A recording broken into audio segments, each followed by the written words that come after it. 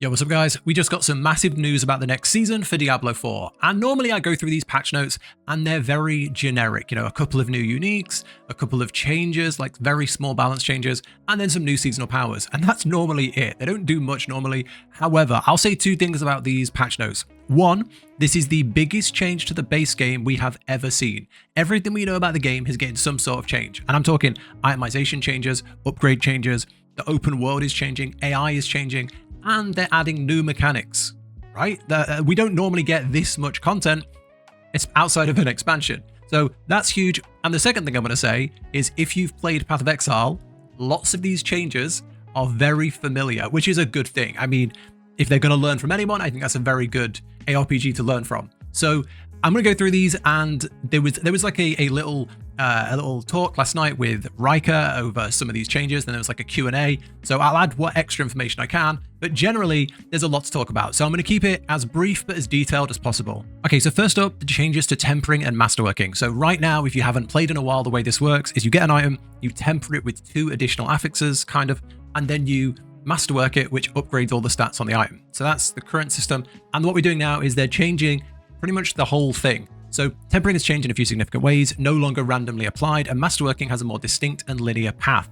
So they've been refocused around the most core elements, customization and prestige. Players now always get their desired tempering affix, and masterworking has a direct path towards perfection. I think this is a good change. The way this was quite punishing was if you got a greater affix with like crit and cooldown reduction, 2 things that you really need, and then you mess up the masterworking or you mess up the tempering, it can feel really bad and quite punishing. So you can now select the specific affix you want to apply to your item from a tempering recipe. Huge. No longer will have it randomly applied. Items can now only have 1 tempering affix, and charges can be restored indefinitely. That could make things too easy, but overall, I think it's a good change. Masterworking is no longer increases your item's affix values, it improves the quality of an item. Again, if you played PoE, items can be masterworked to a maximum quality threshold of 20. Each time you masterwork the item, it adds a random amount of quality to the item. Once a max quality, it can be rolled one last time for a capstone bonus. This bonus upgrades a random non-greater affix on your item into a greater affix. You can then choose to re-roll it without resetting your masterwork quality. So this is really, really good. It gives you much more deterministic crafting. So you could say, I want to put this, say you're playing a Hydra build, I want to put extra heads to Hydras as a tempering affix, boom, and then you can do something else and you can pull up one of your non-greater affixes and have a really good item. I think that's a very good change. And then to top it off, additionally, increasing affixes from 3 to 4 on non-unique items. So really cool change. Reach untold heights with sanctification. Your deeds in protecting the downtrodden have not gone unnoticed. Blah, blah, blah, blah, blah. Anyway, sanctifying is your opportunity to take the ascended power of the angels and imbue that into your items. Sanctifying your items has a chance to apply a bonus legendary power, improve an affix into a greater affix, add a bonus affix, replace an existing affix, and make your item indestructible, preventing it from losing durability. Sanctifying your item makes it unmodifiable, ending the item's journey. This should be the last upgrade you make to your item. Now, when I talk about changes similar to other big ARPGs, this is one of the biggest things that we do in PoE. So if you've ever played Path of Exile, there's a thing called corruption. So what you would do is you would work on your item until it is like bis. So say you had like a 3 greater affix, you had everything where you wanted it, and it was perfect. You would then corrupt it, and it would have a chance to give it like a 3rd socket. So say that item, you would corrupt it and it would get like a 3rd socket. That's how it works in PoE, and that's exactly what they're trying to do here. You make your item to where it's almost perfect, so it should be the last upgrade you make, and then bang, you sanctify it and try and hit something really cool. You try and hit an extra greater affix, an extra power, which is wild. I can't believe that's on there. Replace an affix, some really cool stuff. So this is where you're going to see clips of people taking an already really good item into something that's just, amazing. I think this is fantastic. It's one of the most fun parts of items, I think, and having that really crazy high-end RNG is pretty fun. You're not punishing the people at the low end that are struggling to get into tier 4. You're letting people that are already one-shotting bosses have that extra fun. So I think it's good. In pre-torment difficulties, after defeating a lesser evil with one of the game modes you've taken over, such as the Helltide, you'll have a rare chance to sanctify an item and anvil. That's cool. If you choose not to use it, you'll have the opportunity to sanctify your item again until you receive another divine invitation. Cool, really good. I think this is huge. I think this is amazing. Honestly, one of the best changes we've had so far. Next is a little bit on monster combat, but there's not really much to talk about here. They're just changing monster AI, and they're saying it's going to be much better. Each monster should now have its own clear role and identity while fighting. Behavior was previously too predictable, they're now more dynamic. Expect your defenses to be regular tested. Affixes will be more powerful. Packs will also group up less, making them harder to take out in a fell swoop, which is, I'm not sure about that. Champion enemy rarity has been reworked from champion packs. 20 new monster affixes, which is makes me very nervous because when the game released, there was some very, very rough affixes that got removed. So hopefully they learned their lesson there. Elites now spawn that minions that inherit some of their affixes. Again, very scary. Updated enemy affixes to be more engaging, reducing overlap in designs, and made some visual clarity improvements. I think this is good. I think it was getting very stale. When you're at the end game of Diablo 4, you jump into a pack, you identify the purple monster, if there is one, you burn down the purple monster, and then everything else just melts. It was very boring. I think this is huge. I think this is a very, very good thing. If it's done right, hopefully there's no really annoying ones that make it more tedious, but they just make it more, interesting. So yeah, I think it's a good thing. We'll have to test it. It comes out in a couple of weeks. It comes out on the 21st, I believe. Yeah, it comes out on the 21st, so I'm excited to actually see this, but overall, interesting change. Next up, defenses as a whole is getting reworked. I don't think defenses were really a problem. I thought they were okay. It was kind of like, there was a meta for every class really on how they manage their defenses, but it was okay, so I'm interested in this. In an effort to better utilize effective health, we're making several changes. Armor and resistances will both become rating systems with diminishing returns at higher values. Interesting. Armor can now reduce all damage taken, both physical and non-physical. A new type of damage resistance, physical damage. Armor resistance penalties per torment tiers have been removed. That's interesting. Skills and Paragon nodes are being reworked with these changes in mind. Skills that provide various bonuses from damage reduction now grant a multiplicative bonus to your armor. Again, there's no way to really say if this is good or bad without playing it. To help you understand better, we're adding a new stat called Toughness that represents the total amount of raw damage of each type you can take.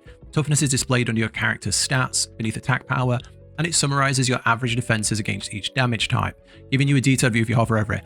I think this is good. I think overall, I don't think the defensives were complicated or a problem, but if you were a new player and you were just getting one shot, maybe it didn't make sense. Maybe you didn't understand that you had to stack like certain armors and certain resistances, and having a single thing that just says toughness and then you see your toughness is low and then you'll look into it isn't a bad thing. Then there are some other changes, but I'm not going into too much detail here. There are changes to how the potions work, and there are changes, there's a redesign to Fortify. So Fortify, instead of being like a damage reduction block, it now works as it stacks up to your life, and when you have Fortify under life, you'll heal per second in exchange for Fortify. It's a little rework, but I don't want to talk too much about it because it's not going to be, we can't say if it's good or bad or really what it's like until we get in game and play with it and test it and see how our characters feel. Okay, next up is a new seasonal mechanic called Invasion of the Lesser Evils, or that's what it is, where some of the bosses like Andariel, Dariel, Belial will be in different parts of the game mode. So I'll summarize it, but basically you will get additional world bosses. Asmodean can appear as a new world boss. In addition, Asmodean can also be summoned at will. You'll find altars to summon him. There will be Duriel be in your Helltides, so you can find Duriel in your Helltide. You can summon Duriel instead of the Blood Maiden, and once you beat Duriel, you will get Baleful Hearts to summon Duriel. There are going to be like mobs in the zone. You defeat those, you'll get Baleful Hearts to summon Duriel. There will be additional monsters based on Duriel, like these little things. In the pit, we're going to have Belial. So Belial will be in our pit, and there'll be these eyes.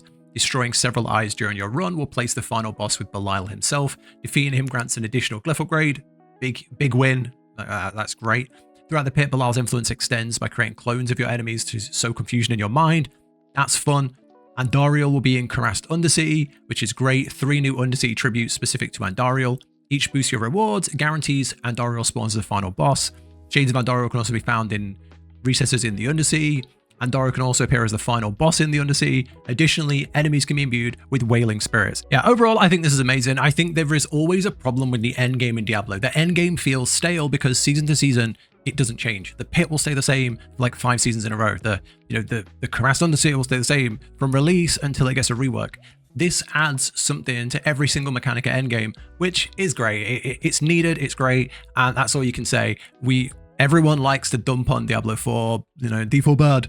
But credit where credit's due, this season, they are doing a lot of the things that people are complaining about. So I think it's good. And talking about things people complain about, seasonal powers. So It wouldn't be a season without this window of 4 things being slotted in. So now we're calling them divine gifts. In the season, the angel Hadriel has returned to Sanctuary to grant rare boons to your fight against the newly returned lesser evils. These boons imbue you with great reward and great opportunity. Each gift has 3 components: a reward, a corrupted gift, and a purified gift. So pretty much what we expect, you have a big one and then some little ones to boost it. So within the gifts, your inventory divine gifts can be slotted. Anyway, anyway.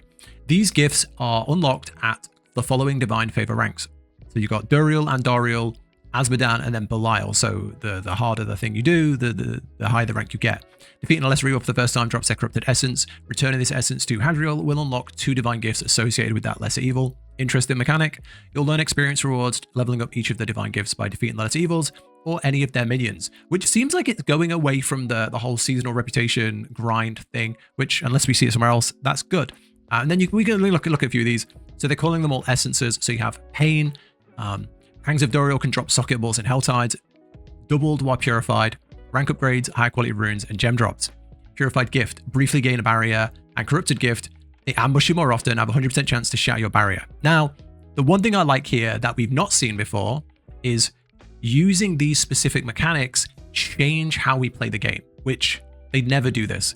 So by going down this route, we get more socket balls in Helltides, which is amazing. And then I'm not going to go through every single one, but basically all give rewards for different things. There's one that gives you more experience in Helltide, that drops from the Helltides. There's one that lets you have an extra upgrade in the pit, one that gives you more gold, one that world bosses will give more keys, will give lair boss keys, more obols from Crast Undercity. So the main thing to take away here is you can tailor these gifts to the content you enjoy and the content that you want to farm. You want to sit in Helltides all day, you want to do Crast Undercity for a few hours, put these on, level them up, and go and do that. And I think that's a very important thing that Diablo's always missed. I don't want to keep making comparisons to PoE, but a big part of the endgame there is because there are so many endgame activities, you would use your Atlas, which was like your endgame thing, kind of like this, but like this huge tree, to funnel into the mechanics you enjoy, and then you could farm those on repeat.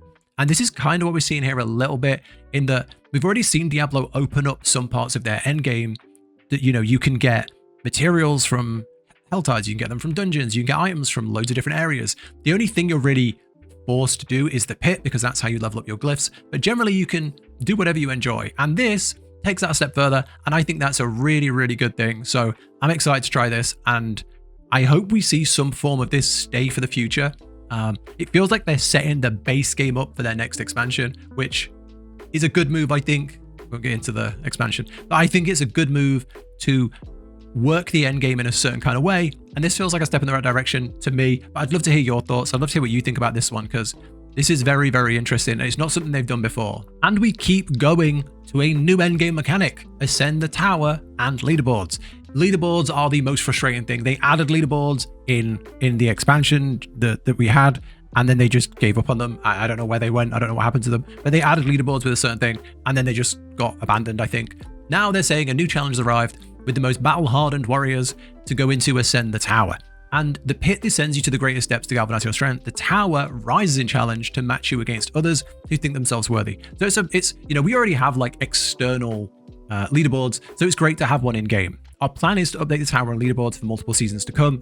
Good, please don't abandon it. This introduces the first iteration of this game mode. We look forward to reading your feedback. The tower was built with the new monster combat changes in mind. Become an expert outwitting their tactics of these foes to gain the upper hand in the tower. Unlock the tower through the obelisk in Karagar. You have 10 minutes from exiting the starting circle to complete the entire dungeon, which is a good thing. I think this is interesting. Fight through multiple floors, each with randomized tile set and monster family. Earn progress by defeating monsters and collecting orbs. During your run, pylons will appear, destroying the towers throughout the level. You're guaranteed to see 4. Now, this is very similar, again, to the thing we had before. You can also collect orbs to progress in the tower. These drop from defeating enemies. I mean, I will say a little bit critically, how many game modes are we going to get that is just speed through something on a timer as fast as possible? But it's content. It's something else to do at endgame, and I think leaderboards are a very, very important thing. They've also said leaderboards are going to be broken down by, solo Bob, solo Necromancer, solo, and then groups, party of 2, party of 3. So, you're going to have, like, if you're not playing the meta, like right now, if you're not playing Raven Druid, you're not going to be unless it's changed, you're not going to be the best, right? But now, if you're a rogue, you're only compared against other rogues, which is good. You don't feel as bad playing the non-meta class, which is I think that's really, really good. You'll get this, you'll get you get like recognized on leaderboard. So overall, I don't think this is massively exciting because it looks very similar to stuff we've already had. But let's try it, right? We don't know until we've tried it. Now let's go through some of the additional changes that they're making. One, seasonal rank. There will now be ranked seasonal objectives. So each rank now requires you to complete a capstone dungeon before progressing to the next rank. Similar to previous ones, these can be attempted before the recommended level. So this was already in the game and they took it out. You had to complete a dungeon before you progressed up to like, Torment 1, Torment 2.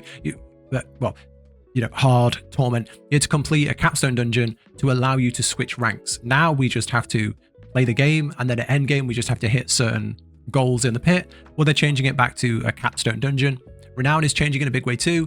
On the seasonal realm, as it's being removed in exchange for the seasonal rank system. Completing objectives in the season to earn skill points, smoldering ashes, and cosmetics. This is going to be controversial. This is going to be very dividing. Nobody wants their skill points taken away, and neither do I. So let's hope these are not too tedious and don't send you doing stupid things like clicking on things in the open world. So we'll wait and see. Renown changes.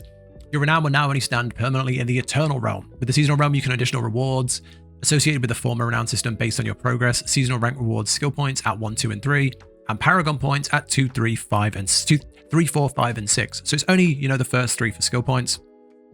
So yeah. Altars of Lilith and Tenets of Iraq will also grant some experience and minor rewards rather than permanent stats and power. That's good. That's fine. Capstone dungeons return. I've already mentioned these. Yeah, you used to have to go and do specific dungeons to upgrade your rank, upgrade your difficulty tier, and it looks like you have to do it again. And not only do you have to do it in normal game, like while leveling, you also have to do this at end game for torment levels, which I personally like. I prefer the pit that we have now. So I don't know. Let's hope it's not too tedious. We'll see. New unique items. I'm not going to go through these. There are more uniques, as always. You're only going to care about your specific class, probably. So they're here. I'll link the patch notes down below. But we're getting a bunch of new uniques, as usual. A couple per class. One per class. A couple per class. Yeah, that's everything. PTR information is down there. It comes out on 21st of October. Overall, this is the biggest set of changes we've ever seen to Diablo 4. And I'm excited. Regardless of whether the game is in a good state or not, I play every single season, and whether I enjoy it for 2 or 3 days or 2 or 3 weeks is depending on how much content there is. This season, it looks like not only are they changing some of the things people don't like and improving some of the base systems, they're adding actual good content. Let's test it and find out, and when I've played the PTR, I'll let you all know my thoughts on it. But yeah, I really want to know what you think down below. I know a lot of people just gave up on D4 because they just, the seasons are very much the same. If you've played season 8, you've probably played season 9. They don't change much. So it's nice that we're getting a big thing of changes. And I hope it brings more people back to play it. I hope it gives you a reason to come and play it. I'll definitely be trying it out. But let me know what you think down below. D4 bad or season 11 looking good? Let me know. Thanks for watching if you got this far. Take care, and I'll catch you for the next one.